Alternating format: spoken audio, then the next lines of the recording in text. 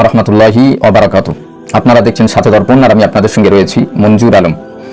হাদিসে কুদসির মধ্যে রাসূল পাক সাল্লাল্লাহু আলাইহি ওয়াসাল্লামের সম্মান ইজ্জতকে আল্লাহ কতটা বাড়িয়েছেন দেখুন।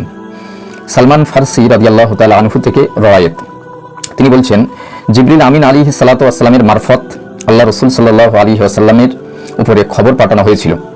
আল্লাহ পাক রব্বুল আলামিন বলছেন, হে হাবিব, ইব্রাহিম আলাইহিস সালাতু ওয়াস সালাম আমাকে বন্ধু হিসাবে গ্রহণ করেছে, আর আমি আল্লাহ ইব্রাহিমের বন্ধু হিসাবে গ্রহণ করেছি। কিন্তু হে হাবিব, আমি আল্লাহ তোমাকে বন্ধু হিসাবে গ্রহণ করেছি। ইব্রাহিম আলাইহিস সালাতু ওয়াস সালাম তিনি আল্লাহর বন্ধু হতে চেয়েছিলেন, আল্লাহ গ্রহণ করেছে।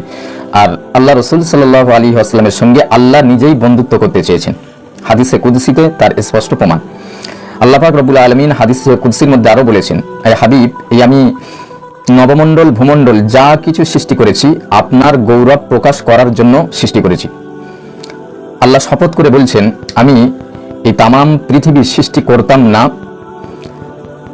এই উদ্দেশ্যে যে আমি তোমার বিকাশ সাধন করব, যার জন্য আমি তামাম পৃথিবীকে তোমার বিকাশ সাধন করানোর জন্য সৃষ্টি করেছি। এই উদ্দেশ্য যদি আমি আল্লাহ আমার না থাকতো, হাবিব, আমি পৃথিবী সৃষ্টি করতাম না।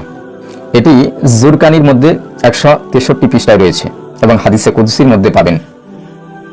অনেক হারামখোর আছে, তাদেরকে যদি জিজ্ঞাসা করা যায় যে আল্লাহ রাসূল সাল্লাল্লাহু আলাইহি ওয়াসাল্লামের নাম কি, তারা বলে কি হযরত মুহাম্মদ বলে ছেড়ে দেয়। মানে খ্রিস্টান, ইহুদি, নাসারা এবং বেদিন মুশরিকরা যেভাবে আল্লাহ রাসূল সাল্লাল্লাহু আলাইহি ওয়াসাল্লামকে সম্বোধন করত, সেইভাবে তারা সম্বোধন করে। এরা সবকিছু করে, এদের কিন্তু চেনা যাবে না। এরা গোপনে গোপনে ওয়াহাবিয়াত মতবাদ এরা প্রচার করে।